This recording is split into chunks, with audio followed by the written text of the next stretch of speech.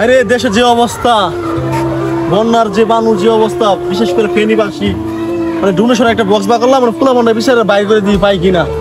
আমি যে একলা তো পারতাম না, পুরো টিম লাগবে, দিয়ে খুঁজে পাই কিনা। একটা ফোন দেই হয়েছে।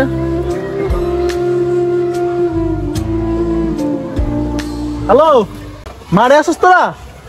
তোরা কি সবাই আসস? যাক ভালোই হইলো, তোরা সবাই যে তো আসস।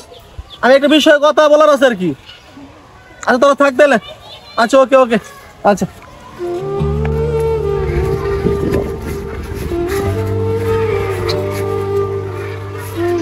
তোমরা সবাই তো নিয়ে আসছ না? ব্যবস্থা আলহামদুলিল্লাহ। সমস্যা 100 মানে এই একটু বন্ধ বন্ধ রাখ। মানে তোরা তো জানো দেশের যে অবস্থা, বিশেষ করে ফেনী, মানে তোরা যদি তরুণ সমাজে যদি আমরা না গাই তাহলে আগামী গাটা নাকি।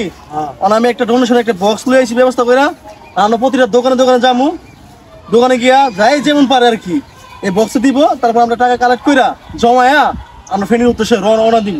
তোরা কি কস? তো চল চল। সত্যি যাবি তোরা? শুনে খুশি হলাম। ওকে ওঠ ওঠ চলে ওঠ।